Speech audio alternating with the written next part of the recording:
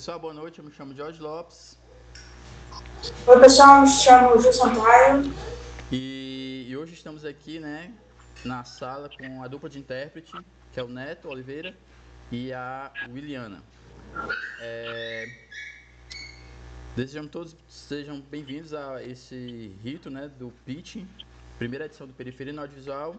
E lembrando que o Periferia no Audiovisual foi um projeto realizado pelas políticas públicas do MINC, Léo de Blanc, Secult4 e produção da Tempo Infinito Filmes, com apoio da Casa Vovó Dedé e o canal Arte Necessária. Hoje aí teremos a apresentação de 7 projetos de pitching, não é isso? Isso. O primeiro projeto será o do Atípico, de Daniel Lima. Chute, soco e goleada, a Batalha dos Cinquentões, de Estela Félix. Araruta, Memória Escondida sob o Chão, de Marcos Juan. Qualquer, de Matheus Monteog. Nossa Força, Nossa Voz, de Novão. Ritmo de Feira, de Kedna. Ainda estamos aqui, de Saulo. Lembrando aí, galera, que as apresentações terão duração mínima de 5 minutos e no máximo 10 minutos. E nós iremos cronometrar elas. Ao final da apresentação, vocês sinalizam com o fim. E em seguida, nós teremos aí 10 minutos para questões, dúvidas, perguntas e etc. No final de cada projeto. Beleza. Alguma dúvida? Ju? É isso, né? Sem dúvidas, sem questões, vamos lá começar, dando início ao nosso rito. Com vocês, o projeto Atípico, de Daniel Lima.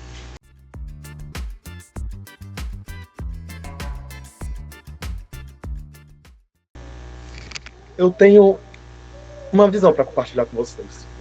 Imaginem um homem negro, alto, de ombros altos e duros.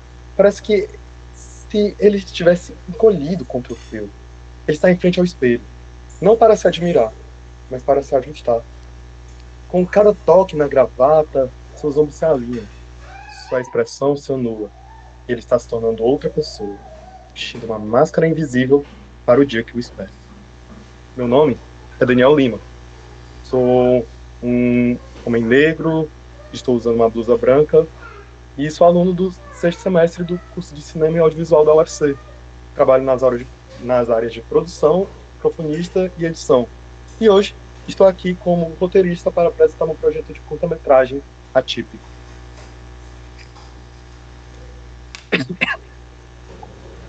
Atípico nada mais é nada menos sobre o nosso personagem Elton, esse negro desengonçado, que ele vai para uma entrevista, mas ele está muito nervoso.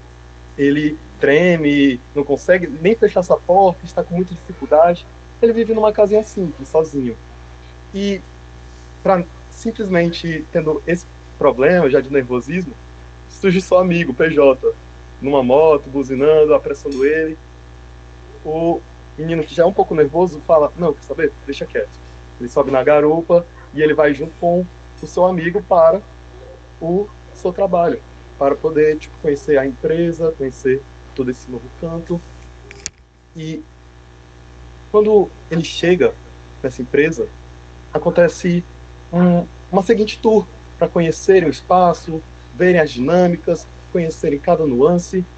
E durante esse tour, o Elton percebe um padrão, que tem pessoas de cabelos sociais, de tudo que é formato, tamanho, mas surge uma inquietação de todas as pessoas que ele vê negras estão, num papel de zelador, de cozinheiro, e a primeira voz que ele escuta, que parece familiar, e quando ele olha, os braços da mesma cor que a dele, quando ele olha para a cara, ele tem espanto, porque a cara parece toda branca, mas ele ainda consegue ver essa pele escura dessa pessoa. Ele tenta se conectar com ele, tenta conversar, saber se alguma maquiagem, se aconteceu alguma coisa, mas esse mascarado, sem uma única palavra, o intimida, o arranca o fio de sua roupa e escapa. O Elton fica sem entender direito, Ele até estava bem vestido, ele estava com uma blusa gola, polo. Então, ele, unindo A com B, ele percebe que não precisa, para poder se participar dessa empresa, ele tem que agir como eles, tem que entender e se vestir como eles.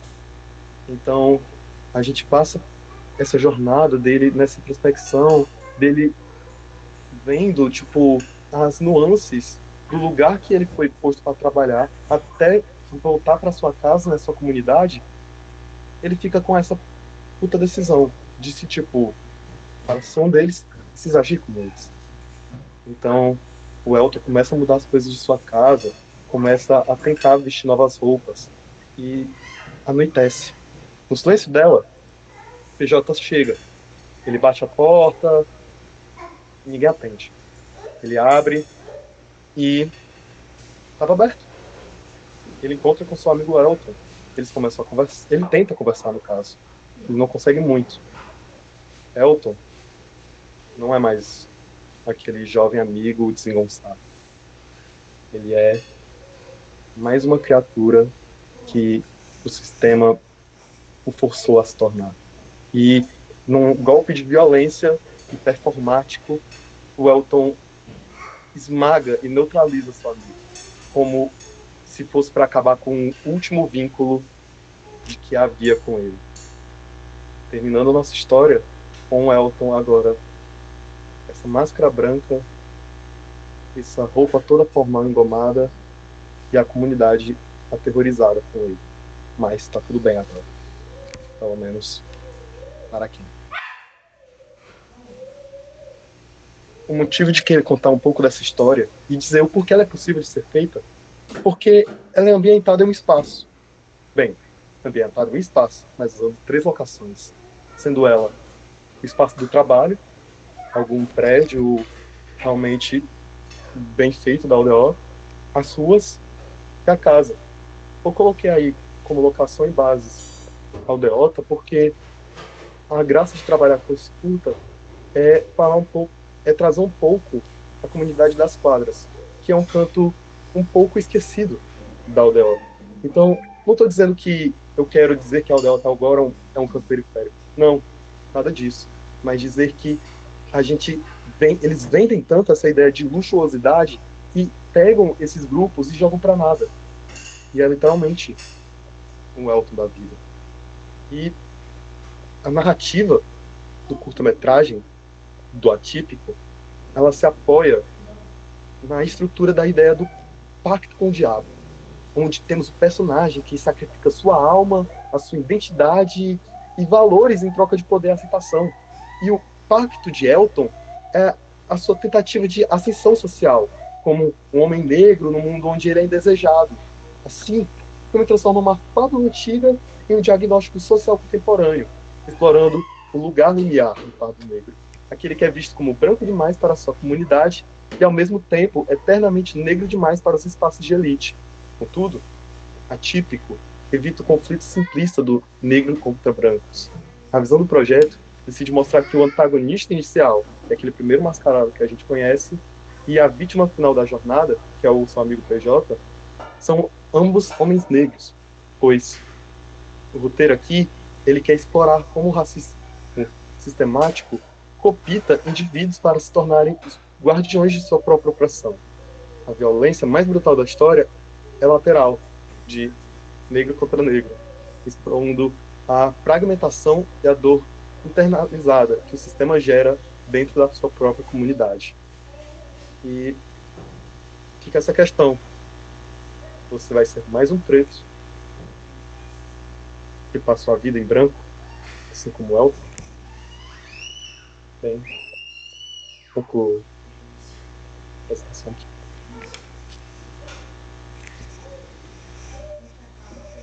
Beleza, viu?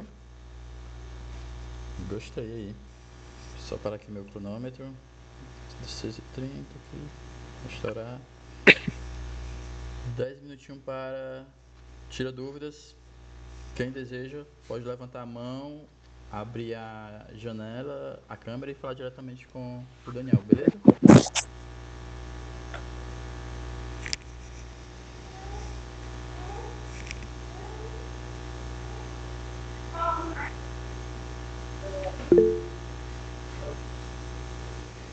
Eu vou, ninguém foi, então eu vou.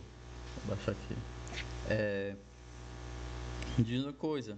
Tu falou da comunidade das quadras. Tu tem algum contato lá? Conhece alguém? Primeiro, não conheço rapaziada de lá, no caso. Seria um momento de realmente pesquisa que eu utilizaria para poder tipo, entrar em contato com essa comunidade e usar a própria rapaziada de lá para fazer esse momento de figuração, esse momento de realmente se mostrarem por perto lá, já que eu não tenho tanto essa conexão com eles. Sim. É possível modificar a comunidade das quadras para outra periferia? Ou tu é comunidade das Sim, quadras? embora seja interessante trazer essa dualidade por conta do roteiro em si que eu tinha planejado, possivelmente pode ser usado em qualquer outro canto, mais fácil em si de ser gravado ou que tenha mais facilidade mesmo de estar perto de lá. Mais alguém quer fazer questão?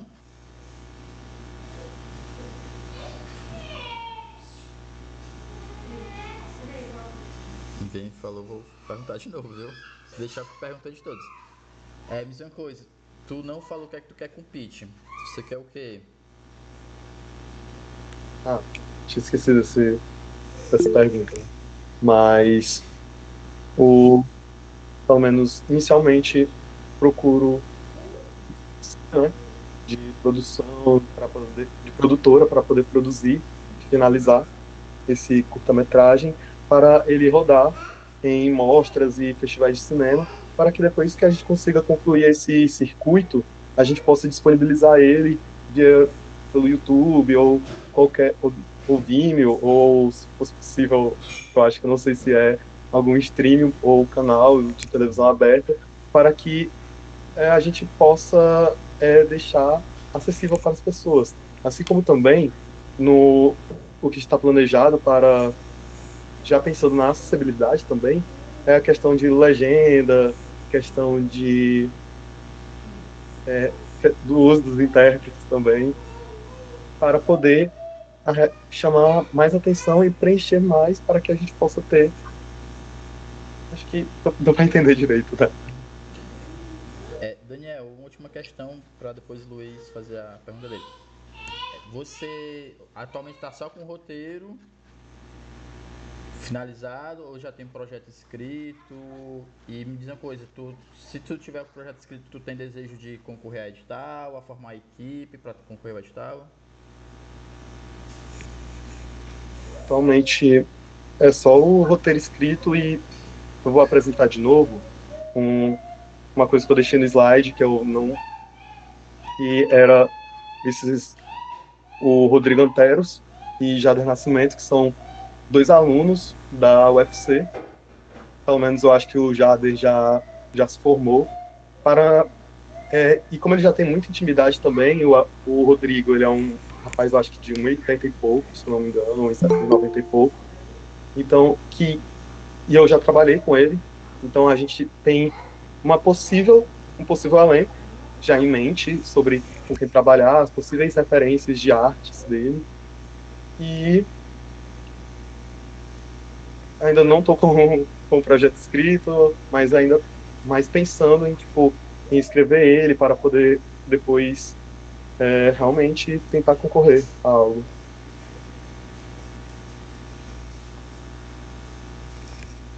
Beleza.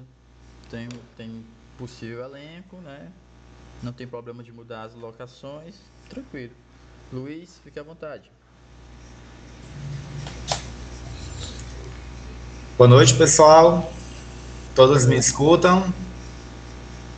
Boa noite, sim.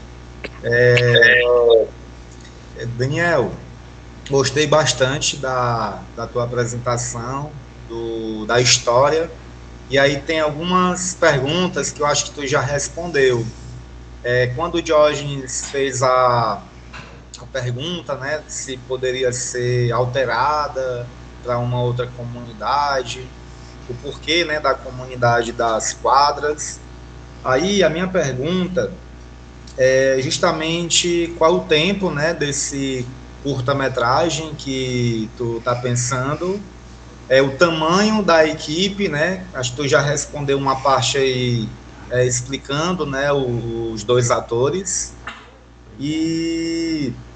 Mas assim, de entender um pouco melhor, né? Qual é o tamanho da equipe, né? Uma visão de orçamento também, né? Que tu pensa até para submeter a um edital, entender mais essa parte assim de tamanho mesmo, né? Qual é o estágio em que se encontra esse projeto e como é que tu visualiza ele dentro de uma estrutura mais robusta, pensando no edital. Tá bom? Parabéns. Obrigado. Respondendo a primeira, o do que embora não foi tanta pergunta, né, mas como você puxou, que foi o porquê, primeiramente, ter pensado nessa comunidade que eu não faço parte. E porque eu não pensei em gravar aqui perto de casa ou em algum outro canto, mas inicialmente foi pensado esse grupo específico, esse coração específico, porque eu achei interessante, tá ligado? A ideia de, tipo, pegar um paralelismo e a gente pensa nesse lugar de luxo, a gente pensa nesse lugar de que é o bairro Aldeota, porque ele é, realmente, de fato. Então, e ter visto um canto que é parecido com um dos nossos, mas que eles literalmente deixam pra lá, tá ligado? Porque pensando, poxa, acho que seria bacana, tá ligado? Mostrar até um ponto de Fortaleza que a Fortaleza não conhece em si, mas está disposta a precisar conhecer. E sobre a questão de equipe, né? Eu vou chutar que seja equipe técnica, tipo, eu não acho que eu queria dizer uma equipe reduzida, mas pensando um pouco, é porque ainda tá umas ideias iniciais, peço até perdão de estar um pouco confuso construindo aqui, mas e rouco também, peço perdão. Mas a ideia de ser uma equipe um pouco mais reduzida em questão de som, de ter essas duas rapaziadas do som, ter uma equipe boa de foto, tá ligado? Que consiga controlar muito mais a iluminação do que ter muitos operadores de câmera e ter um foco muito grande pensando na arte em si, porque mesmo que seja esses poucos personagens, a gente ainda tem os props necessários, a gente tem esses ajustes de roupa em si, figurino e maquiagem, principalmente dessa construção que a gente quer para esse protagonista que do nada vira esse novo mascarado em si.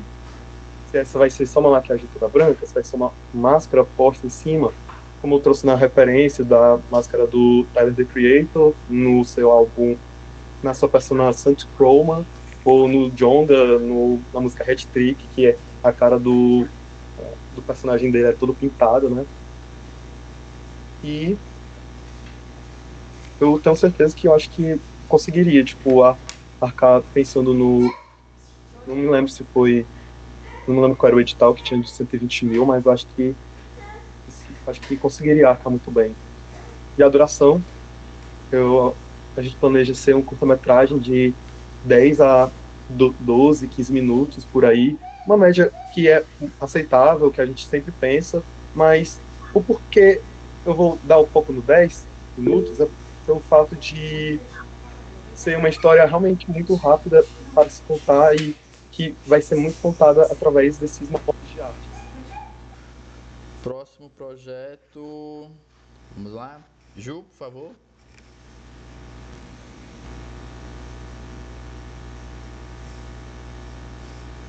Próximo projeto a se apresentar é Chute, Soco e Goleada, a Batalha dos Cinquentões, de Estela Félix.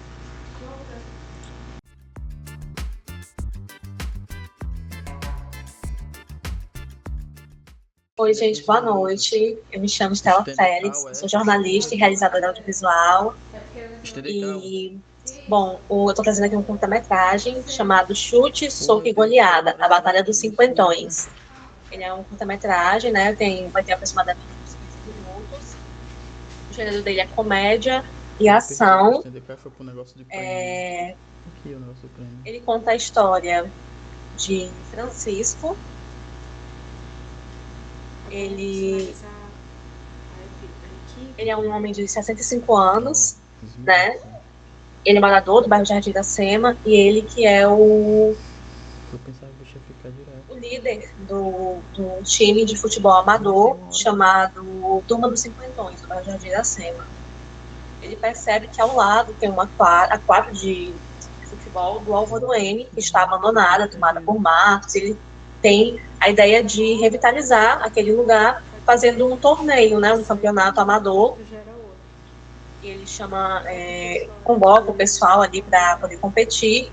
E a equipe rival que vem, né, para competir com eles é uma equipe de pessoas mais jovens que eles querem comandar todas as quadras e areninhas dos bairros, tanto Jardim da Sema como Álvaro N.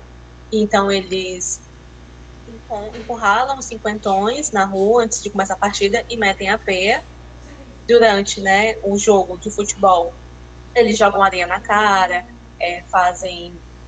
alegam faltas que não existem, enfim, eles ficam trapaceando durante o jogo, e após o jogo eles metem a porrada de novo nos cinquentões. E durante toda a partida, eles usam golpes de Kung Fu. Fica todo mundo passado, e até na rua, né, assim, quando eles batem, eles ficam fazendo poses, igual no anime JoJo. E os cinquentões ficam arrasados, eles pensam em desistir, dizem que não é mais pra gente, nem o futebol, nem tá aqui no bairro. E aí Francisco chega e fala para eles que não pode ser assim, que eles têm que ter pensamento positivo. E aí ele compartilha, né, um segredo de que quando ele era adolescente, ele fazia Kung Fu, mas teve que abandonar para poder ajudar e trabalhar em casa. E aí ele fica motivando os outros, eles decidem assistir fitas, né, vídeos no YouTube, assistir os filmes do Jet Li, do Bruce Lee, do Jackie Chan, e eles vão ver tutoriais no YouTube de artes marciais, e até que um mestre de Kung Fu do bairro fica sabendo dessa história, fica muito indignado de ver as pessoas usando o Kung Fu para intimidar a população, vai escutar, né, o que os cinquentões têm a dizer e decide ser o mentor deles. Então ele vai treiná-los e ele fica muito motivado com Francisco, vendo nele um rapaz que poderia ter sido mestre. Então eles lutam, eles aprendem, né, a lutar, eles melhoram no futebol, e aí a gente tem o desfecho, né, que é a partida final, em que tanto os cinquentões como o time rival vão se enfrentar com futebol e muito Kung Fu. Então você vê o pessoal do nada parado no ar, metendo a chibata no outro, uma coisa, e a plateia fica todo mundo chocado, e aí no fim os cinquentões ganham de forma honesta, conseguem trazer, né, ali como eu posso dizer, conseguem trazer visibilidade para o bairro, revitalizam aquele espaço, e as pessoas agora têm mais uma fonte de lazer, não só a linha do Jardim da Sema, mas também o campo do Álvaro N. E aí, no fim, a gente tem Francisco olhando muito orgulhoso para os cinquentões e para crianças e a comunidade desfrutando do lazer. Como conceito de personagem, né, eu me inspirei muito no meu pai, que é um homem de 65 anos, que é integrante da Turma dos Cinquentões, e ele realmente foi praticante de Kung Fu na juventude. E aí eu pensei em ser nessa pegada. Os conceitos dos personagens, né, dos Turma dos Cinquentão, sendo homens, uma veia cômica e com muita ação, sabe, com muita coreografia, né, do time rival eu pensei em serem jovens, tentando assim, indo para o lado cômico, bem exagerado, mas também de maneira vilanesca, mantendo ali no humor sem ficar algo tão pesado, você vendo as vilanias deles, mas feitas de maneira cômica, sabe? E é isso, nas locações, né, eu pensei o campo abandonado do Álvaro N, a Adriano de Jardim da Sema, uma academia para poder fazer os treinos de Kung Fu, e algumas ruas, né, do Álvaro N do Jardim da Sema para poder ambientar eles andando, e a casa do Francisco. Como público-alvo, nós temos aqui apreciadores da comédia, de ação esportiva, pessoas que gostam de ação, de esporte, que gostam de artes marciais, que se identifiquem com um cinema um pouco mais regional, né, já que isso aborda temas aqui de Fortaleza, do bairro.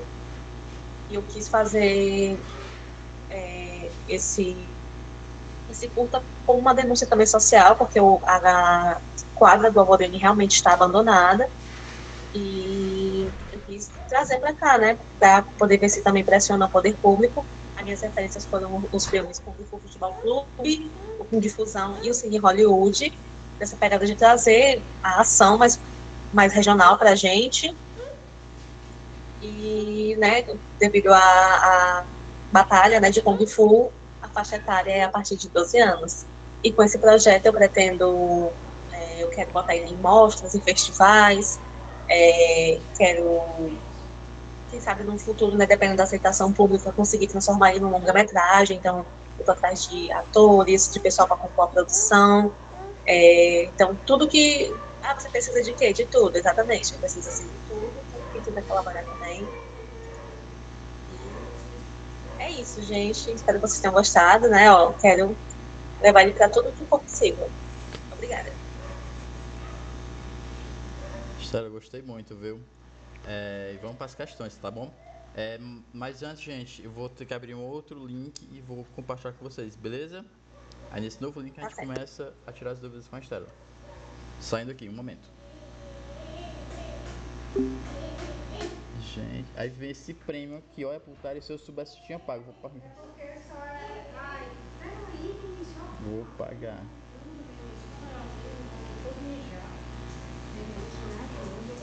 Gente, o gente tá danadinho, né, meu bem?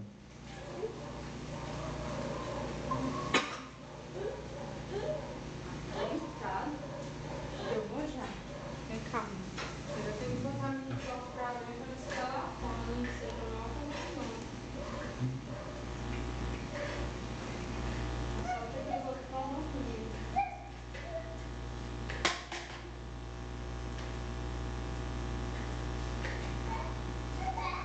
Acho que é isso.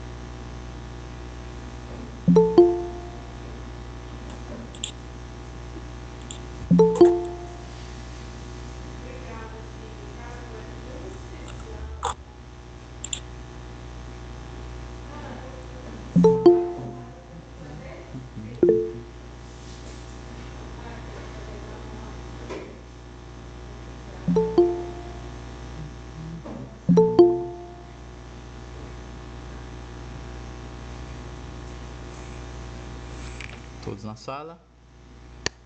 Bora. Estela, 10 minutinhos de tira dúvidas, viu? Começando agora. Pessoal, pode ficar à vontade.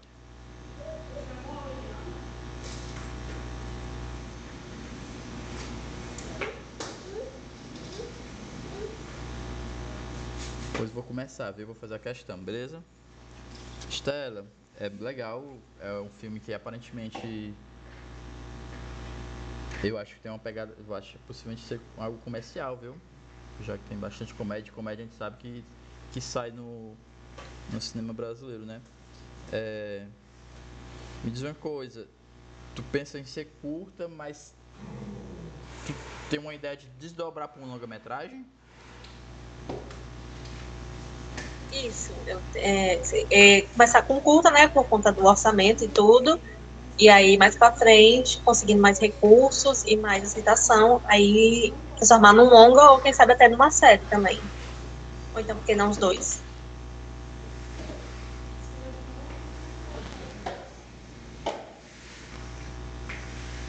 Beleza. Como é que tá a fase do projeto? Tem um argumento, tem um roteiro, já tem um desenho de projeto, já pensa em valores? Não, ainda não penso em valores. Assim, eu fiz agora só o argumento, né, a justificativa, mas eu ainda tenho que lapidar mais, assim, de fazer o roteiro, né, e tudo. Próximo projeto será É do Juan, né? Juan, que é fotógrafo e tal. Araruta, memória escondida sob o chão.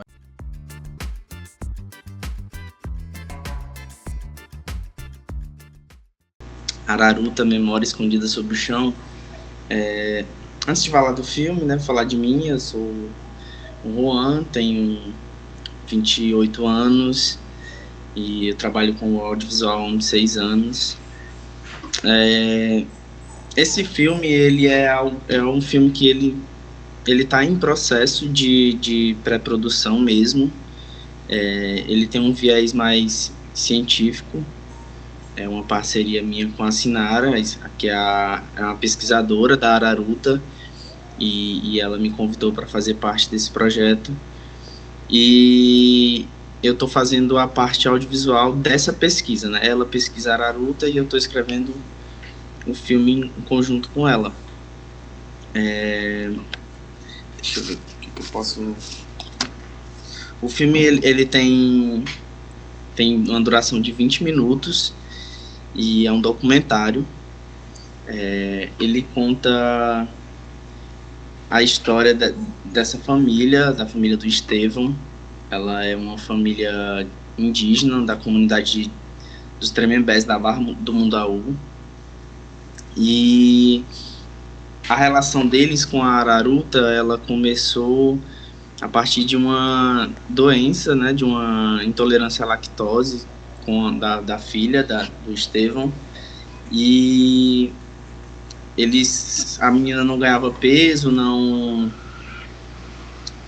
conseguia se alimentar e os nutrientes necessários, e aí os sogros dele falaram sobre a Araruta para ele, apresentaram e ensinaram a cultivar. Então é um filme documental sobre todo o processo de cultivo, de colheita da Araruta e como ela pode servir de alimento, como que ela auxilia na saúde de crianças, de idosos. E eu vou contar agora como que vai se contar a história, né? O filme começa inicialmente mostrando o território ali, apresentando o território e os personagens, e daí a gente já parte para uma primeira entrevista que começa em voice off ali com um dos trabalhadores do Estevão, contando como que é o processo de colheita, né, e de cultivo ali, de como que planta a Araruta, e com isso mostrando ali já detalhes do processo, enquanto ele fala, né, em voice off, e depois já passar para uma imagem dele falando mesmo. Daí a gente vai para um processo de descasque, como eu falei, é um filme que ele passa por todo o processo do cultivo da Araruta, e aí a gente vai para o processo de descasque, que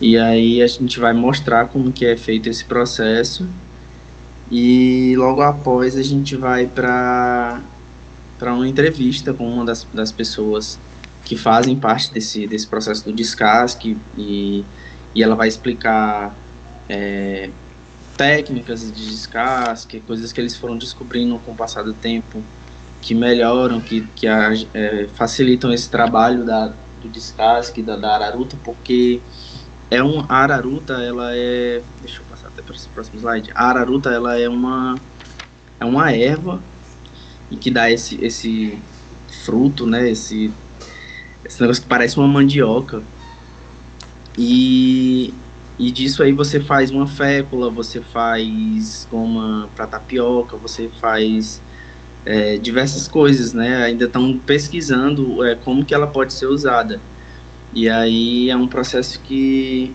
está sendo descoberto mesmo, assim, como que ela pode servir de alimento, como que ela pode servir para curar uma doença, alguma coisa assim.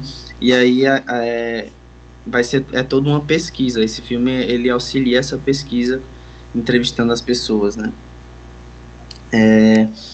Depois dessa primeira entrevista, a gente parte para um recorte do próprio território ali apresentado pelo Estevão.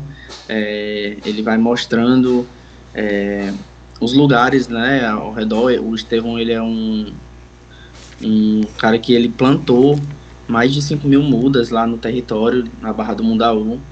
E aí a gente pensa em fazer com que ele apresente o território ali através da perspectiva dele. E enquanto isso, contar a história dele, né, com a Araruta, as coisas que ele vivenciou com ela até o momento. Depois disso, a gente pensou em mostrar a farinhada e o torém de caboclo, que é um evento tradicional lá do território, para também contextualizar, né?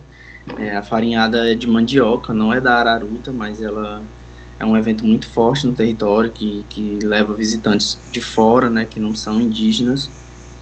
E daí a gente já parte para mais uma parte do processo, que é a casa de farinha, que aí é como que vai ser extraída a farinha, a fécula dessa fruta, né? Eu não sei se chama de fruta, a araruta, né? E aí, depois daí, a gente vai passar por todo o processo de lavagem, processo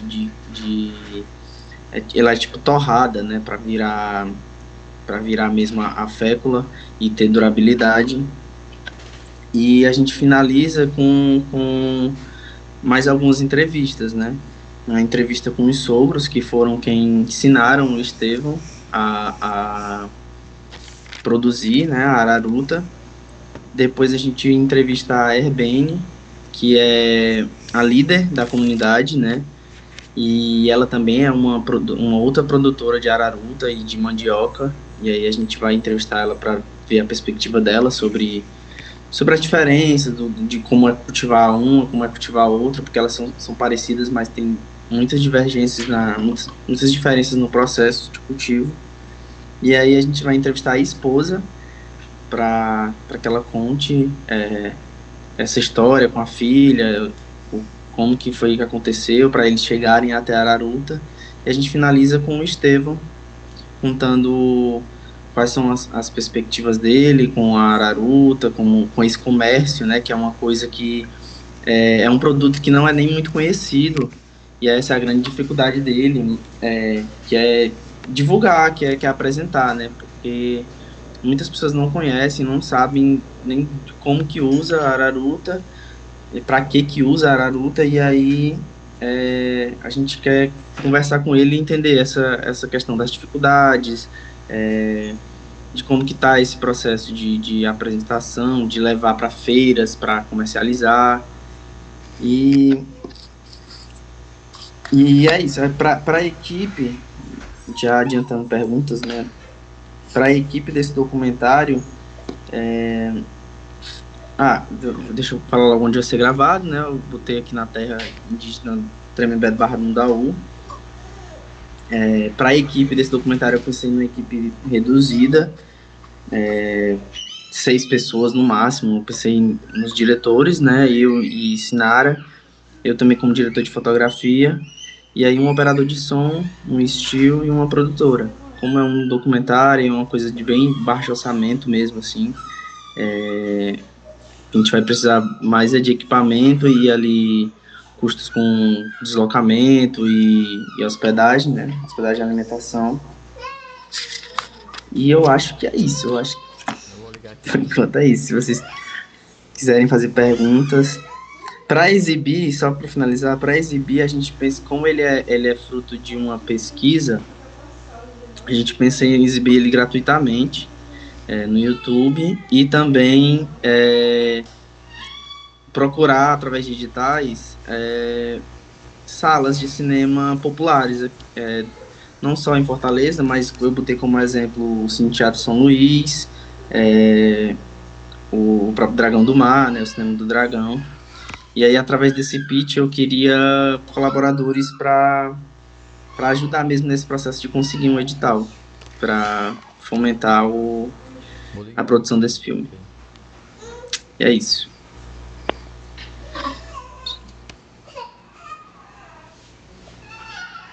Beleza, 10 minutinhos cravado, viu? Parabéns. Valeu. Vamos lá levantar, vou ligar aqui. 10 minutos de pergunta. Alguém tem perguntas?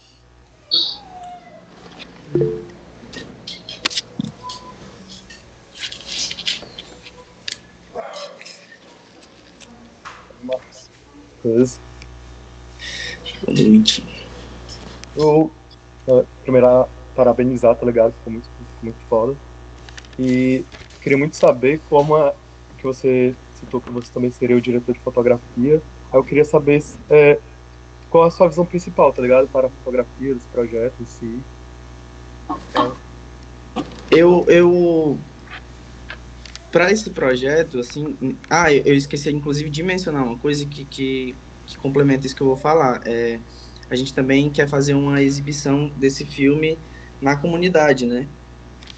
Voltar para lá com o produto deles, né? Tipo, e a intenção, no geral, é contar a história deles por eles, através da perspectiva deles.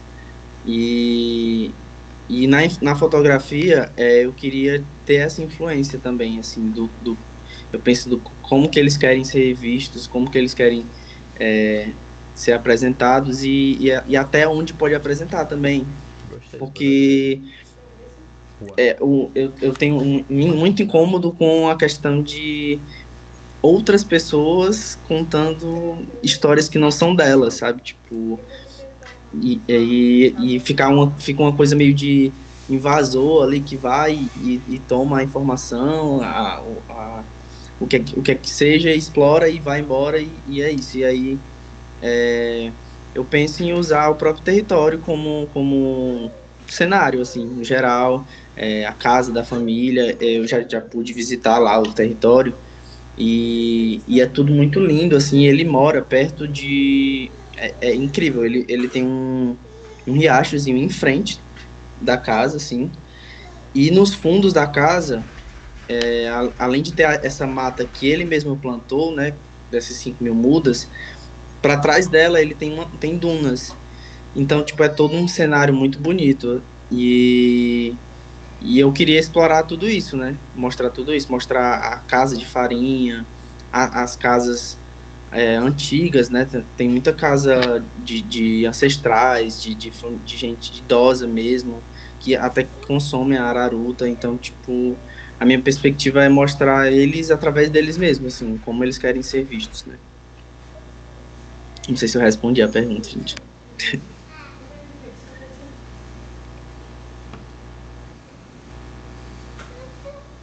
Respondeu, Daniel?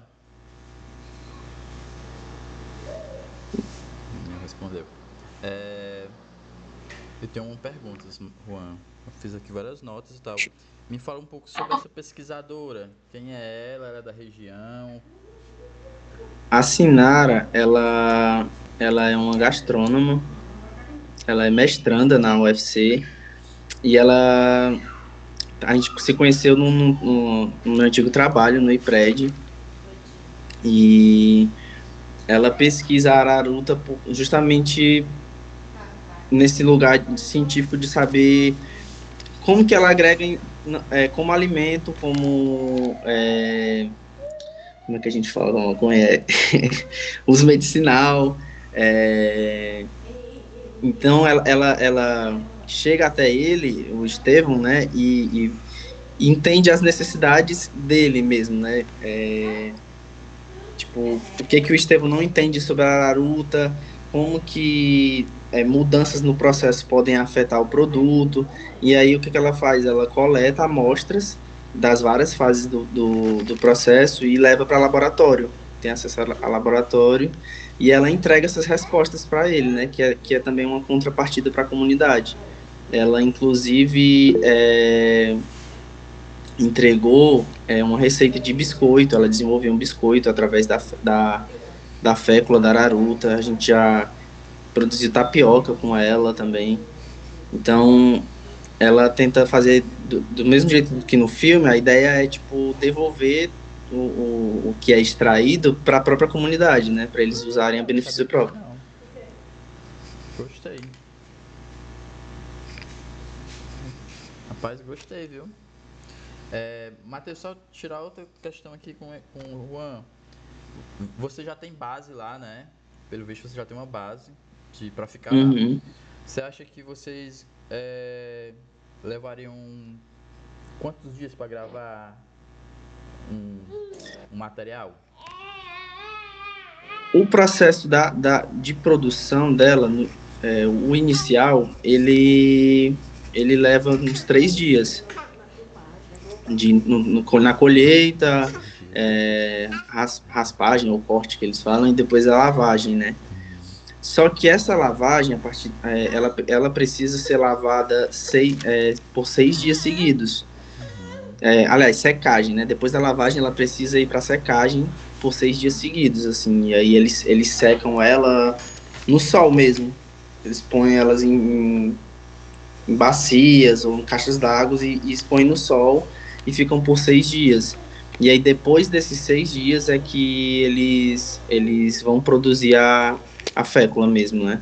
Que aí vai torrar para que ela tenha uma durabilidade de 1 a 2 anos. Vão finalizar o processo e também separam a goma fresca, né? Que no caso dá para fazer a tapioca. Então acho que 10 dias que eu consigo gravar esse documentário.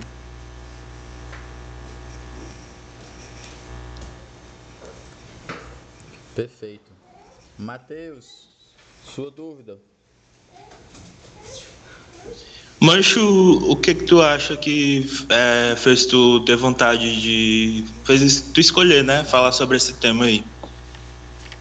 Então, eu estava estava escrevendo inicialmente o meu filme próprio, né? Foi engraçado porque nesse processo ele foi me engatando vários outros processos, assim, a partir dele, do que eu ia fazer inicialmente, que era o meu filme sobre os motoristas de aplicativo, eu fui tendo ideias de outros filmes e escrevendo coisas sobre outros filmes.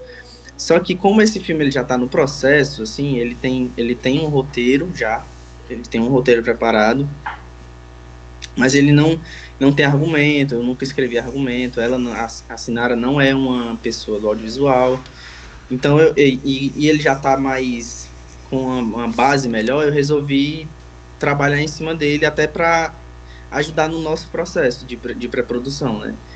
E aí foi por isso que eu optei por esse projeto, assim, ele já tá mais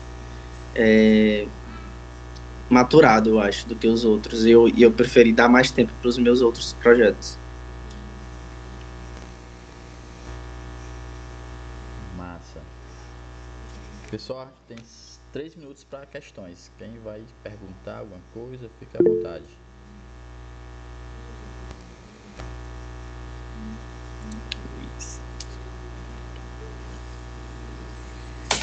Oi, Juan, boa noite. Boa noite. Muito massa a tua proposta, né? Eu fico muito feliz, assim, de conhecer projetos, né, que falam, né, desses territórios que muitas vezes carregam, né, toda uma ancestralidade, toda uma riqueza simbólica. E eu acho que é isso, né? Acho que tem que se apropriar dessas aberturas, né? Como o Estevão, né? Que é essa figura, né? Como tu trouxe. E eu acho que tem uma coisa que, para mim, eu acho que é muito forte, é o título, né? Araruta. E o subtítulo, acho que assim, para mim, eu acho que nem precisaria, sabe? Eu acho que só o nome Araruta já deixa assim, as pessoas se perguntando o que é Araruta. Quando tu começou a apresentar, eu fiquei me perguntando o que é Araruta. E aí depois tu veio a contextualizar, isso é muito, muito bom. E aí eu fiquei pensando, né, acho que tu já respondeu bastante coisa, é justamente nessa forma também de pensar essa estrutura, né, de equipe, de fotografia, as referências, né, que tu tá pensando para abordar tanto na parte fotográfica quanto também nessa parte também de ter essa fruta, esse legume como um símbolo, né?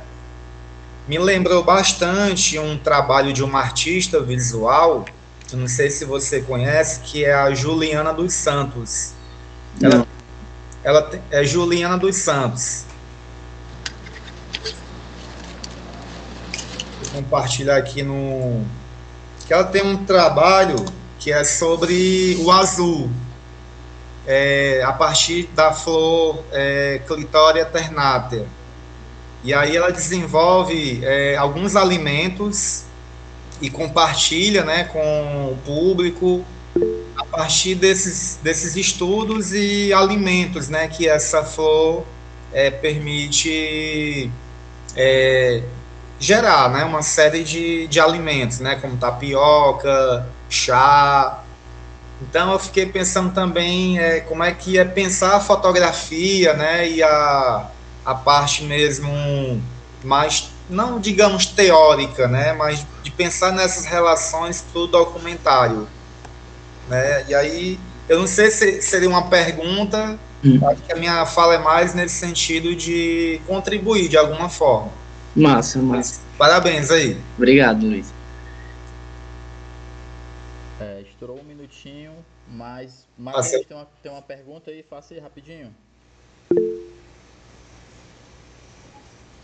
Não, era só para falar que esse estudo que o Luiz citou, da Juliana, eu conheço, a professora citou, né? Olha aí. Massa. Eu usei como... Você já pega como referência aí, Juan. Eu tenho como referência também aquele documentário Estou Me Guardando para Quando o Carnaval Chegar. Não sei se vocês conhecem. Sim. Acho muito bom, eu gosto muito da estrutura daquele filme. O próximo projeto a se apresentar é Qualquer, de Matheus Montioli.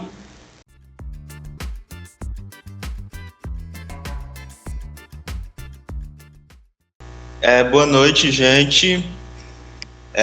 Esse é o meu projeto, intitulado Qualquer, projeto de curta-metragem. É um título provisório ainda. Eu pensei em outros títulos também. Ele é um curta-metragem do gênero thriller. Antes de tudo, antes de eu começar, eu vou fazer uma pequena autodescrição. Eu tenho 21 anos, eu sou negro, de cabelos castanhos escuros, cacheados, estou usando roupa preta, uma camisa de São Jorge Guerreiro e acessórios. Eu sou estudante de cinema e audiovisual da Universidade de Fortaleza, Unifor, e estou apresentando esse projeto de curta-metragem chamado Qualquer, do gênero thriller.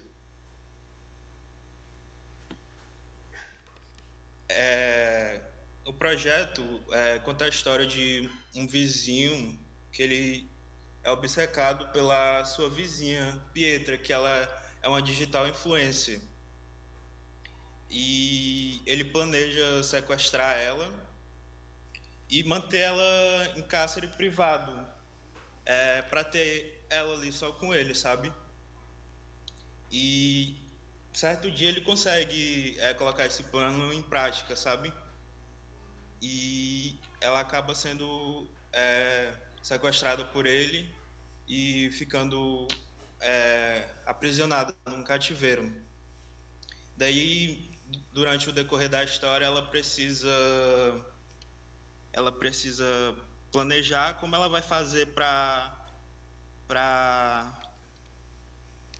sair desse cativeiro, ela tá presa, e sobreviver.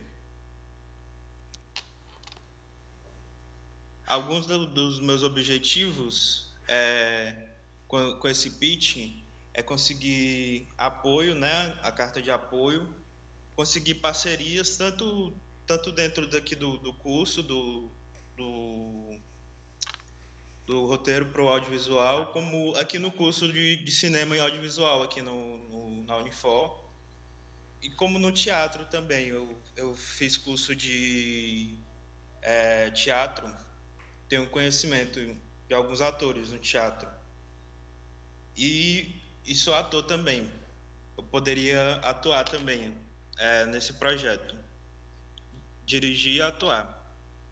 E também queria parcerias para distribuição do filme em alguma mostra cinematográfica, como também o apoio de patrocinadores para a questão de estrutura, questão de alimentação, transporte, esses detalhes, e aí a questão burocrática, sabe? Eu gosto muito desses gêneros do terror, sabe? E peguei algumas referências, assim. Tem esse filme de 2007, P2, Sem Saída, que ele é basicamente essa temática de aprisionamento. A protagonista, ela é presa pelo antagonista, fica presa no estacionamento do seu trabalho na noite de Natal, e ela precisa fugir dele e sobreviver. E tem essa série, ela é bem atual, desse ano ainda, da Globoplay. A protagonista, ela conhece o antagonista numa festa, e aí ele fica obcecado por ela também, e ele planeja também fazer um sequestro. Ele sequestra ela e leva ela para um sítio, e lá ela fica aprisionada, e ela tem que planejar a sua fuga desse cativeiro e sobreviver. Aqui são alguns dos meus contatos, o meu telefone, o meu e-mail profissional e a minha rede social. E em questão de locação e aonde eu gravaria, seria por aqui mesmo, por Fortaleza, ou em Caucaia, onde eu moro. E é isso, gente. Obrigado pela atenção. Alguma dúvida? Várias dúvidas. Matheus, deu 5 minutos, viu? Posso abrir para as questões, Matheus? Beleza. Ju, pode começar. Matheus, eu quero falar que eu gostei bastante, tá? É uma ideia muito foda, principalmente pela questão do stalking, né? Hoje em dia a galera acha que stalking não é crime, mas nitidamente é um crime que poucas pessoas, a geral, até romantiza, né? Mas é algo que precisa ser falado. E, cara, eu queria saber se tu tem já uma ideia assim de início de roteiro para isso aí, se tu já começou a escrever, ou se tu já tem um argumento em andamento, porque eu achei bacana, e se tu quiser desenrolar comigo isso aí, cara, me chama que dá certo, viu? Eu acho que é um projeto aí que tem muito futuro, inclusive até para a questão dos festivais, do Sinistro, né? Do Sinistro Festival, tu colocar ele aí no Sinistro Lab, aí eu acho que seria muito foda, cara. Muito legal mesmo, de verdade.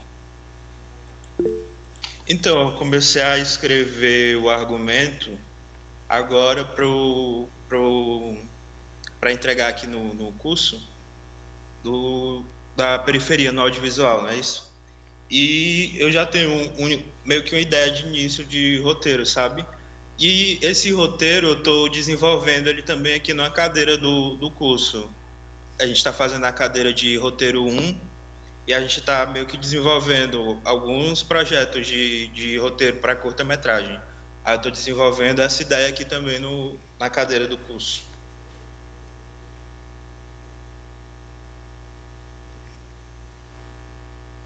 Aí eu tô aceitando também parcerias. Rapaz, a Ju já fechou aí, viu? A Ju e o Juan já bateram no botão e virou a cadeira, que nem o The Voice. Deixa eu te falar uma coisa. Quantas locações aí tu visualiza nesse teu projeto? Então, eu penso na locação da casa da protagonista, da Pietra. Assim, alguma outra parceria, no caso, só vídeos dela fazendo stories, sei lá, na academia, em algum canto assim, poderia ser uma parceria, sabe? Eu falar com alguma academia e a própria atriz gravar lá um vídeo durante o treino dela na academia da personagem. E a locação principal seria ali o cativeiro, né? Seria um sítio, no caso, uma casa de praia. No caso, 2 locações no máximo e uma ou outra parceria, sabe? Assim, para festa, no caso a protagonista tá em alguma festa ou tá no treino, sabe?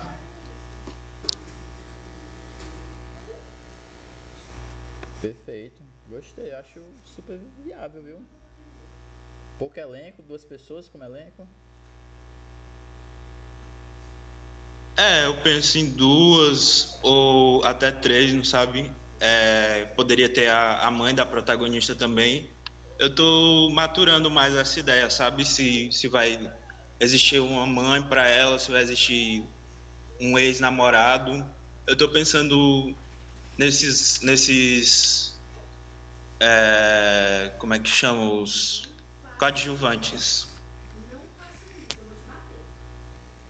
Perfeito. Mais alguém tem perguntas, por favor? Pode ir, Ju. Matheus, só um conselho, cara, tu vai pegando negócio de pesquisas na questão de crimes de stalking, cara, tu vai colocando para quando tu for botar no edital, a galera saber, sabe? Eu acho isso bacana. Tu vai pesquisando sobre questão de crime de stalking, que aumentou bastante, a questão da vulnerabilidade feminina, sabe? Eu acho que seria bacana isso aí também. E também começar a maturar a ideia da estética do teu filme, sabe? Vai ser bacana se tu começar a maturar mais a questão da estética cinematográfica. Porque tem um potencial, cara, esse teu projeto aí. Sobre isso que a Juliana acabou de falar, eu já vinha pensando também em abordar muito o tema que está em alta da questão da adultização, né? Que o influenciador Felca abordou esse tema, sabe? Da adultização, a exposição na internet. E aí eu vinha pensando em trazer esse tema também. Eu cheguei até a comentar com o meu professor aqui da universidade. Aí ele me disse para pensar bem, muito bem, assim, sabe? Se era melhor mesmo a protagonista ser uma influenciadora menor de idade, ou não sei se ela fosse maior de idade, se era melhor, não sei. Ele pediu para eu ir maturando bem essa ideia.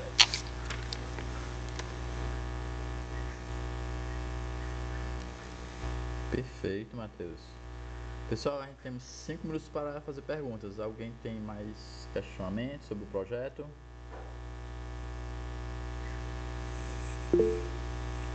Luiz, fica à vontade. Oi, Matheus. Eu acho que é mais uma fala de... Tu falou na parte que o objetivo do pitch era conseguir apoio, né, da parte de alimentação, para poder ajudar na execução do filme, né? Não adianta a gente ter só uma ideia, ter a ideia e não pensar também nessa estrutura logística que vai tirar a ideia do papel.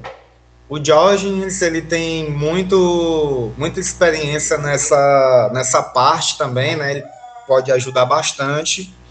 Inclusive, o primeiro curta, que foi o Duas Avenidas, ele foi praticamente feito com apoio, né, de pastelaria, de comércio local.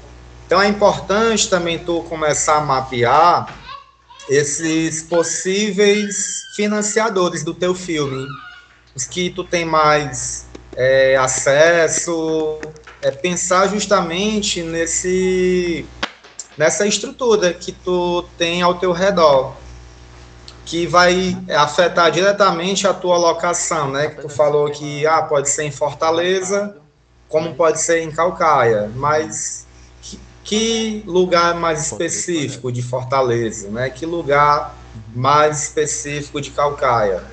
Então, acho que é enxergar nessa tua rede de contatos essa estrutura que vai poder te ajudar também nesse financiamento do filme. Mas parabéns aí, viu? Muito, muito massa a história. Matheus, só para complementar aí a fala do Luiz, uma dica: se você quiser concorrer ao edital e você tiver acesso a essa academia, a essa loja, a lanchonete, tudo, essas outras locações, você pode pedir carta de apoio dessa galera para anexar no projeto e enviar. Eu acho que vai dar um up para os avaliadores e tal. E gostei. Projeto que, como a Ju disse, tem saída, né? Tem um Sinistro aí. Com certeza seria um festival bacana para você expor. Como outros de terror também que existem, né? No mais, é isso. Boa sorte. Domingo a gente se vê aí. Tem mais 2 minutos. Quem vai fazer questão? Tem mais 2 minutinhos.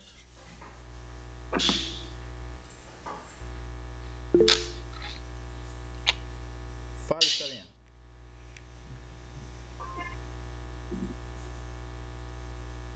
Pronto, eu queria só saber como se tu vai botar nessa luta algo envolvendo violência sexual, né? Porque às vezes a gente vê nesses casos acontecendo muito isso.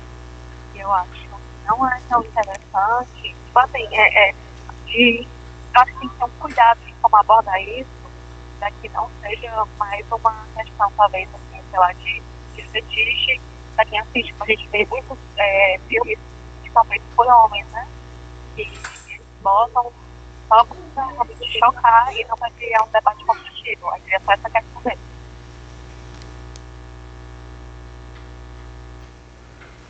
Eu entendi mais ou menos o que ela quis dizer, sabe? Fez observações sobre estereótipos, eu acho. Mas eu pedi para ela mandar texto. Vai dar certo. Estela, tem que tomar bastante cuidado mesmo. Eu tô maturando essa ideia, sabe? O meu professor já tinha me dado esse toque também. Como é que eu vou abordar esse tema, sabe? Para não ficar muito estereotipado, assim como você está falando. Próximo projeto. Kedna, Ritmo de Feira.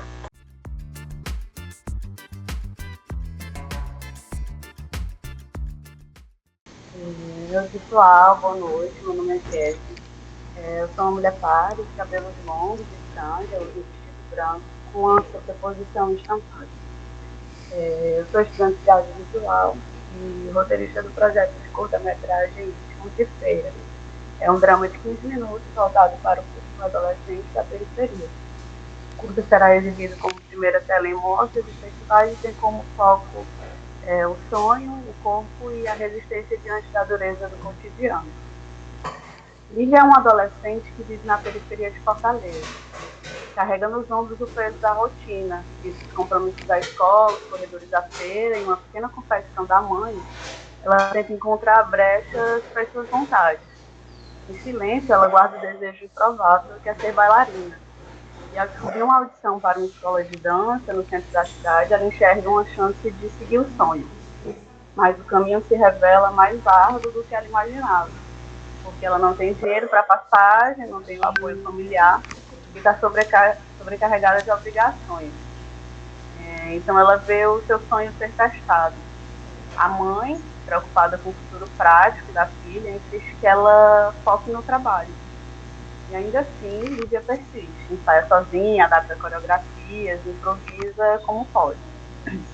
No dia do teste, uma nova responsabilidade ameaça impedi-la de ir.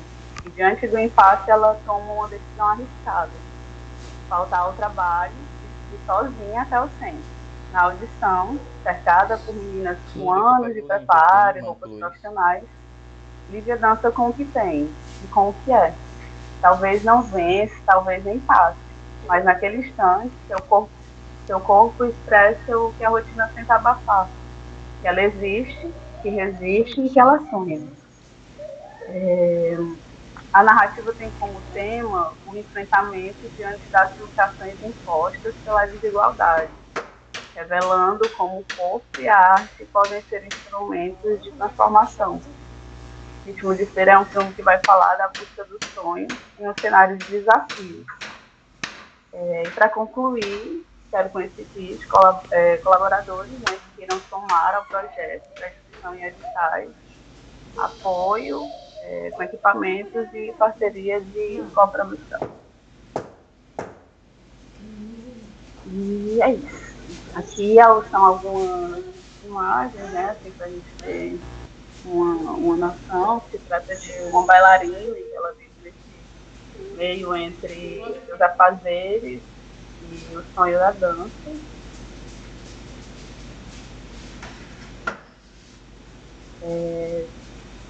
E uma tarde de que fez pela primeira vez, Lívia não está fugindo dos seus sonhos, e isso por si só já é uma forma de vitória. E é isso.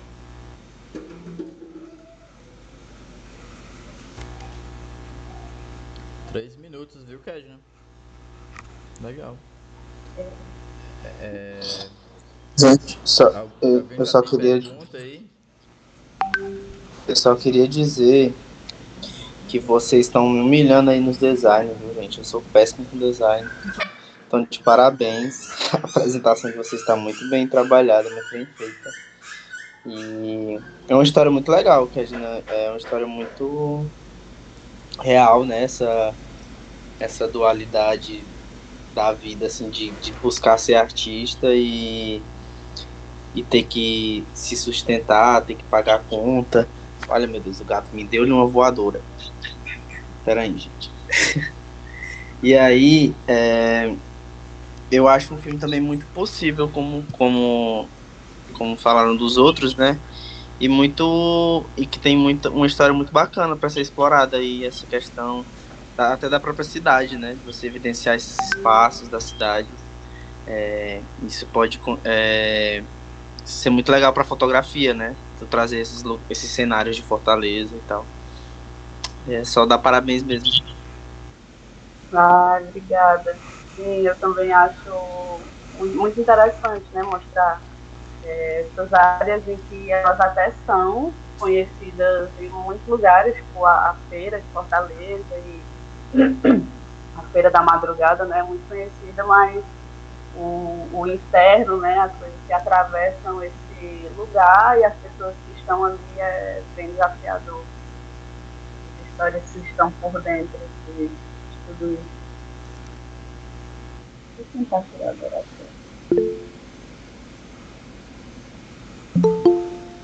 Mais alguém tem pergunta?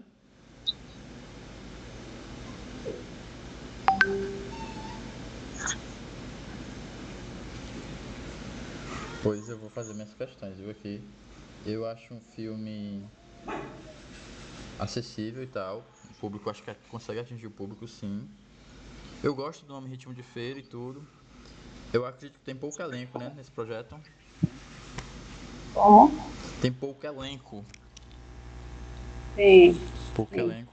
Eu pensei em uma família pequena, né, e ali uma amiga, que é a pessoa que apoia ela nessa decisão, e um incentivo que é de fora daquele cenário que ela está inserida, né, e a família mesmo, as pessoas. Tu quer concorrer a edital ou tu acha que dá para fazer com recursos próprios esse projeto, se tu tiver apoio de colaboradores que têm equipamento audiovisual?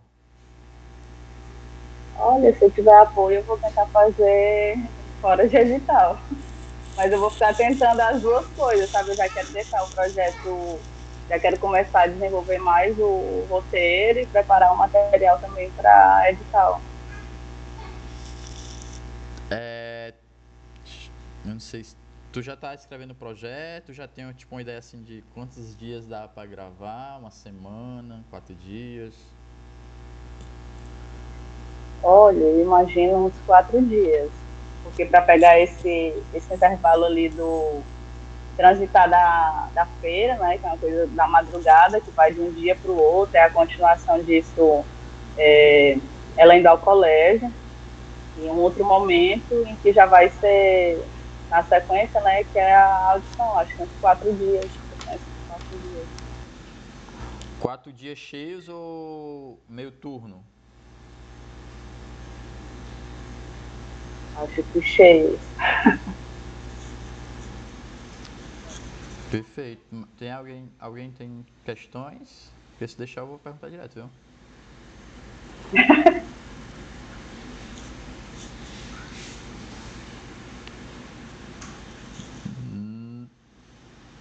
Então eu vou fazer outra pergunta, viu, gente? Vocês não perguntam. Possivelmente tem alocação centro da cidade e alguma periferia de Fortaleza, é isso? Sim, exatamente.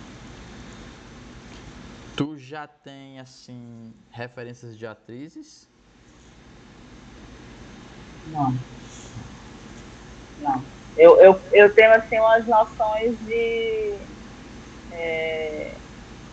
imagem, assim, mas a pessoa em si não tenho referência ainda. Tu pode descrever como é que tu imagina esse personagem, a idade e o estilo? 16 anos. 16 anos. Bem, acho que parecido com o que eu coloquei mesmo no material. Deixa eu botar ela aqui de volta.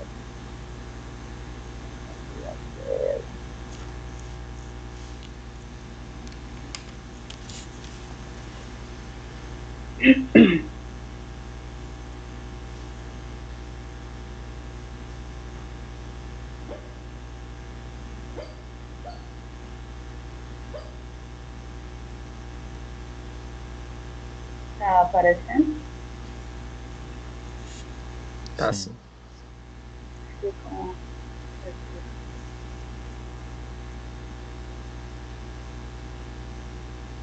Essa foi uma referência que eu achei legal. Pessoal, agora o projeto que vai ser apresentado é Ainda Estamos Aqui, de Saulo Monteiro.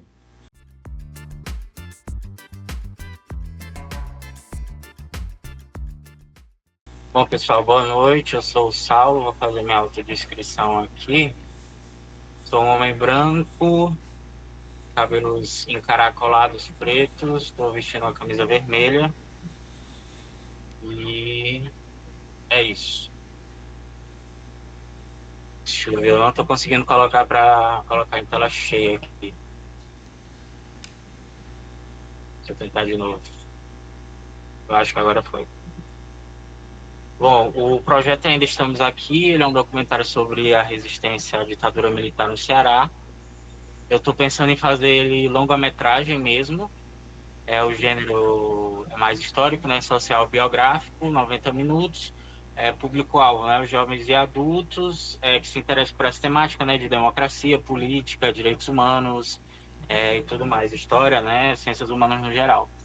E aí um pouquinho da sinopse, Ainda Estamos Aqui é um documentário que mergulha nas memórias vivas dos sobreviventes da resistência à ditadura militar no Ceará.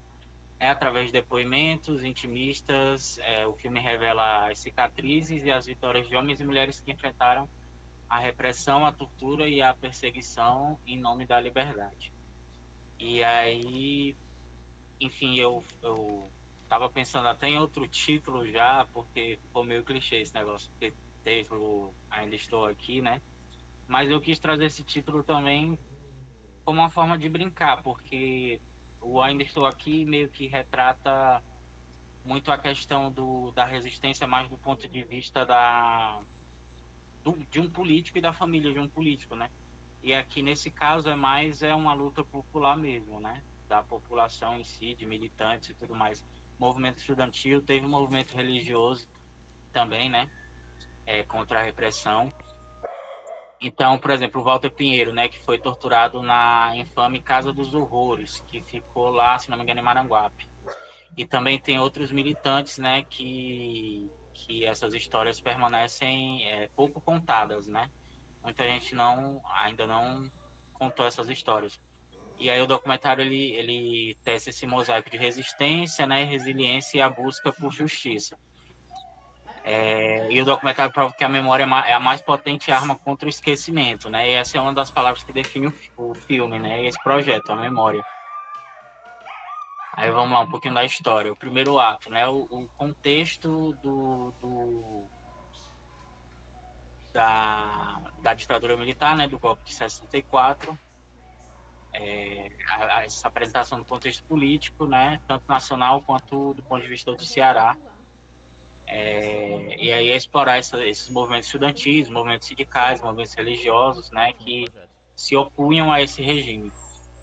E aí o segundo ato, né, a questão da resistência, relatos de sobreviventes sobre as prisões, torturas, perseguições, né, um pouco mais de foco nessa Casa dos Horrores, que foi lá em Maranguape, foi um centro de tortura, e nas táticas de resistência utilizadas pelos militantes, né, que tiveram alguns grupos aqui no Ceará que vieram, teve o grupo do Marighella, que é a Aliança Libertadora Nacional, né, que foi um grupo que saiu de dentro do PCB, o Partido Comunista Brasileiro, na época, porque o PCB queria continuar enfrentando por vias legais, e o Marighella se opôs e quis ir para a luta armada, né, para a guerrilha, então ele fundou essa Aliança Libertadora Nacional.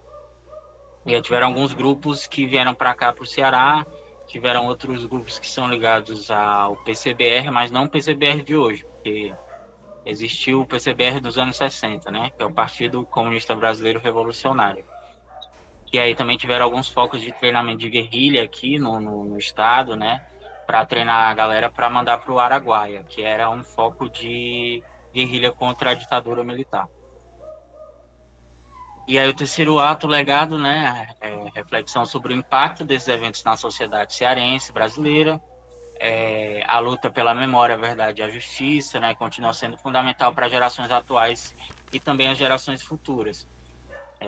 E também é uma forma de apresentar para as novas gerações, né, essa etapa da história brasileira pouco conhecida e pouco contada. Muitas vezes é contada por um viés de meio de mídia tradicional mesmo, né, de abordar aquilo como se fosse uma coisa criminosa, são tudo terroristas, né. Mas eles esquecem que teve um contexto, né, de repressão, teve um contexto de tortura, né. Então, o aparelho do Estado usado para reprimir, perseguir, violentar, atacar os direitos humanos, né, totalmente inconstitucional na época, tanto é que eles deram um golpe e rasgaram a Constituição, né. E aí você vai ficar fazendo o quê? Vai distribuir flor na rua? Então, é muito importante abordar sobre essa questão também de quem estava na luta armada e quem estava resistindo, né? Abordar sobre a ótica deles. E o Walter Pinheiro está aqui, sobrevivente da Casa dos Horrores. Teve um documentário também que eu vou me inspirar, que foi realizado pela TVC. Eu ainda não encontrei ele, mas eu vi algumas matérias sobre, acho que é de 2016. A TVC fez esse documentário especificamente sobre a Casa dos Horrores. E aí, apresentando mais um pouco sobre o Walter, ele é professor aposentado, 72 anos, né? Foi militante do Movimento Comunista Internacionalista, o MCI, e do Partido Comunista Brasileiro Revolucionário, que é o PCBR, né? O original mesmo, não é a cópia, não. E aí, é torturado na Casa dos Horrores em Maranguape, resistiu sem delatar companheiros. Aí tem a questão também do Feitito, que a gente vai abordar no roteiro, que foi coordenador regional da Juventude Estadual Católica, o JEC, figura emblemática da resistência cearense, foi perseguido pelo regime militar por sua atuação política. E aí também tem outros sobreviventes, né, apresentará o depoimento de outros militantes, estudantes e religiosos que resistiram. Eu também vou ter como base, né, uma obra do historiador do Ayrton de Farias, né, que, se eu não me engano, ele foi muito tempo lá do Liceu. Acho que ainda é professor lá do Liceu. Que ele escreveu um livro só sobre... O título é Explosões Conservadoras, que são... Ele fala sobre os atos terroristas dos movimentos de extrema-direita aqui no Ceará. Que teve muita participação da sociedade civil, não era tanto pelos militares, não. E aí o objetivo do pitch, né, é buscar alguns parceiros para a realização do documentário ou colaboração, para concorrer em editais, né, apoio técnico também, com equipamentos, finalização também do projeto, coprodução também, né, e algumas cartas de apoio, mais relacionadas a instituições, né. E também as personalidades que a gente vai tentar entrevistar. E basicamente é isso. Esse é o projeto, ainda estamos aqui. Perfeito, Saulo. 7 minutos, viu? Bom tempo, tá? Bom tempo mesmo.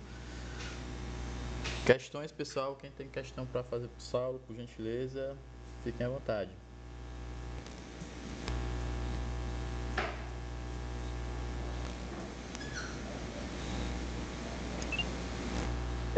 Eu queria só falar que é muito interessante ver esse filme nesse contexto do Ceará, né? Porque, pelo menos, tipo, familiares meus, algumas outras pessoas, muito se conta de que a ditadura era mais enfrentada no Sudeste e tal, era mais agressiva no Sudeste. E a gente aqui no Ceará, né, a pessoa no Ceará meio que assistia tudo ali e sofria o que ia sendo decidido meio que para lá, né? E aí eu tenho um pouco de conhecimento sobre o contexto no Ceará, e aí é muito interessante ver um filme que conta essa perspectiva. Massa, muito massa. Não, e sobre essas questões, eu fiz assim uma breve pesquisa, sabe? E aí eu descobri que tiveram alguns locais, né, como essa casa lá em Maranguape, tiveram alguns locais aqui em Fortaleza também, né, relacionados à tortura. Teve um aí na Barra do Ceará, se não me engano, mas é porque eu não lembro onde era. E aí de alguns relatos, né, e tem pessoas que são ligadas a esses movimentos que dizem, né, que até hoje tem uma pessoa que era delatora e que às vezes participava de tortura, que é diretora de um colégio importante aí, público, no Ceará, né. Mas enfim, essas pessoas continuam aí até hoje. Passado. Saulo, tu é o próprio pesquisador do projeto? Sim. Eu estava fazendo algumas pesquisas mais de levantamento, né, de bibliografia, dos personagens também, mapeando, né? E aí entrando em contato com algumas pessoas. Eu estou dando algumas bases, por exemplo, as audiências da Comissão da Verdade, né? Que é importante dizer também que a Comissão da Verdade, na época da Dilma, acho que foi 2015, né? Teve a nacional e teve também as estaduais. Então teve a Comissão Nacional teve a Comissão Estadual da Verdade, né? Que foi promovida pela Assembleia Legislativa. E aí foram entrevistadas várias pessoas, tem esse material aí disponível, né, também. E a gente vai usar como base também para ou colocar trechos dessa Comissão da Verdade, né, no documentário. Eu não sei como é que funciona isso. Pelo visto, acho que dá para usar, né? Porque a Alessia é pública, né? Mas eu não sei. Teria que pedir, eu acho que autorização, não sei. Né? Mas enfim. Teria que pedir, sim. Me diz uma coisa. Tu já tem fotos? Tu tá juntando fotos de arquivos? Não, ainda não. Eu tô juntando mais material escrito mesmo. Mas relacionado a fotos, não. Nem imagens, por enquanto, não. Tu imagina que esse documentário, né? Ele vai concorrer a edital, né? Porque tu quer que é longa, né? Tu imagina que ele vai ter assim um tom com fotos de arquivo, entrevistas, vai ter cena ficcional. Eu tava pensando em organizar mais uma narrativa de tipo que é essa questão do narrador, né, que vai guiar a narrativa do documentário, como se fosse uma coisa meio Petra Costa, né? E aí você ter imagens, você ter depoimentos, você ter contexto também, né? Mas eu acho que essa parte da simulação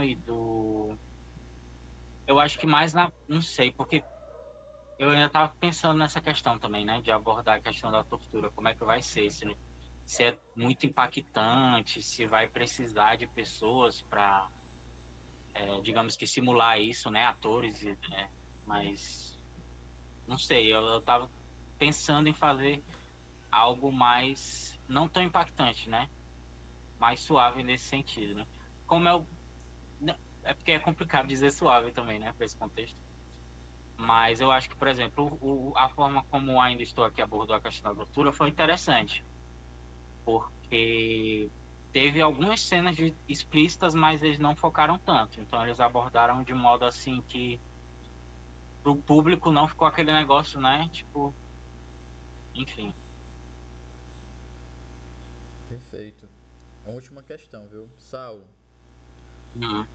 se você for concorrer ao edital, você tem que, se possível, ter a carta de apoio do Walter Pinheiro. Sim. Porque vai dar um up muito grande, não só dele, mas como dessa comissão, da verdade, que você está inserido. Se você tiver um carta de apoio dessa galera, eu acho que os avaliadores vão dar uma olhada bem pro seu projeto, viu? E no mais, por ser um documentário, né?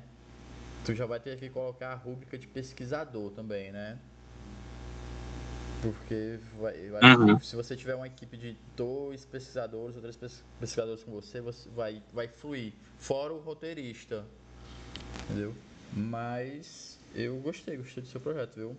Parabéns mesmo. Acho que é necessário para esse momento que a gente está vivendo. E domingo a gente conversa mais sobre ele, viu?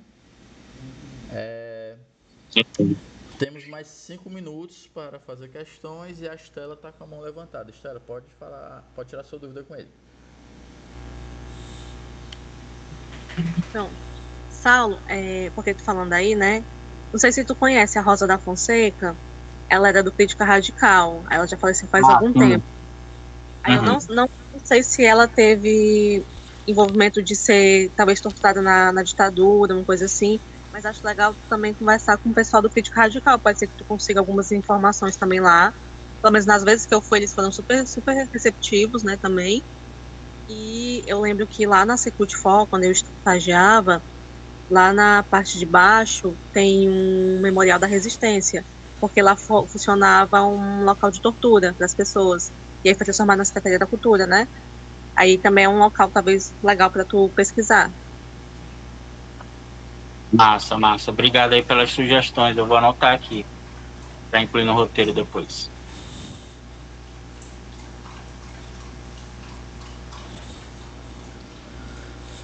Temos ainda 3 minutos. Quem tem dúvidas, sugestões para o Saulo, pode ficar à vontade.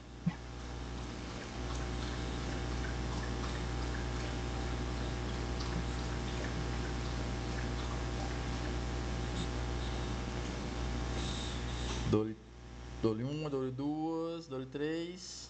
Saulo, parabéns pela apresentação, pelo projeto. Valeu. Um projeto bem audacioso, né, de longa-metragem.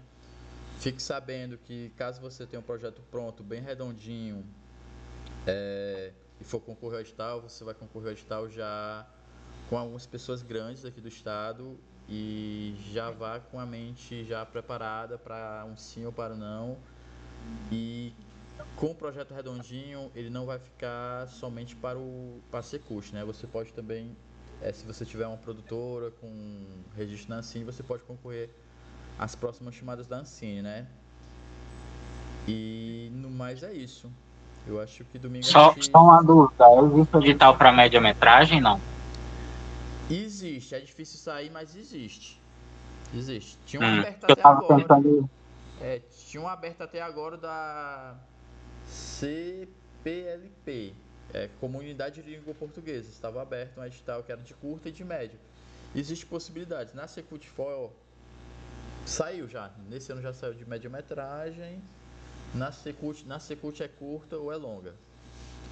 E Então eu tô pensando em transformar ele, tipo, desenvolver um curta e depois tentar essa questão do longa-metragem. Porque pra concorrer com essa galera aí, faixa preta, não dá pra mim não. Não, mas é sim, vai depender muito do que tu captou na tua pesquisa, né? Vai depender se tu tiver mesmo cartas de apoio, né? Se tiver um roteiro bem redondinho, também tiver uma estratégia ali de quem vai ser o proponente, pode ser que realmente tu pontue bem mesmo assim, muito bem. Isso também vale pro Juan. Cadê o Juan? Juan tá por aí? Tô aqui. O seu projeto, visto que vai ser feito em uma terra indígena, se você tiver lá, né, uma pessoa proponente indígena da comunidade mesmo, você já pode entrar na categoria de cota indígena, que realmente pouquíssimas pessoas concorrem a essa categoria, e normalmente a grana dessa categoria, caso ninguém não tenha classificado, essa grana vai para outra categoria. Então, assim, tem estratégias de quando você vai mandar o projeto, você pode desenhar. Perfeito? As duas coisas, tu pode colocar o proponente indígena e na carta de apoio também, comunidade, equipe, porque tem as pontuações extras, né? Se você conseguir pegar todas aquelas pontuações extras, tu vai sair na frente.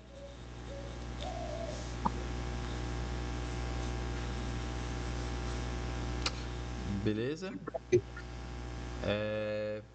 Ju, cadê você?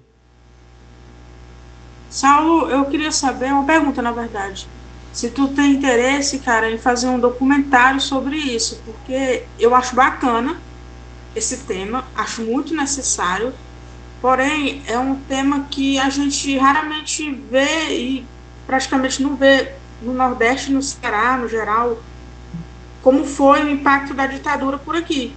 E eu acho bacana, porém a gente não tem documentário sobre isso. E antes pelo menos se eu fosse você, no caso, eu tentaria colocar primeiramente um documentário sobre isso, para depois a gente colocar para algo ficcional. Pelo menos para mim, na minha opinião. Aí eu queria saber se tu tem vontade de fazer um documentário primeiramente sobre isso, sabe? Sim. Não, a intenção realmente é fazer um documentário. Ele tá previsto para ser documentário. Aí, no caso, essa questão da parte ficcional, que eu acho que até entrei em debate com o Diógenes, foi sobre algumas cenas específicas, tipo, relacionada à tortura mesmo, né? De simular. E aí eu estava pensando se eu ia abordar nisso de forma... nessas cenas, né? Se elas seriam mais com atores ou não. Se seria ficcional ou não. Seria mais nesse sentido. Mas a ideia é ser documentário mesmo. Beleza. Pois, pessoal, vamos encerrar hoje o nosso pitch. Gente, uma satisfação estar com vocês nessa noite, né? Domingo a gente se vê e fala mais sobre os projetos de vocês. Cada projeto massa, muito massa mesmo, e eu espero que aqui seja o laboratório, né, para dar início a essa jornada de produção de um conteúdo audiovisual.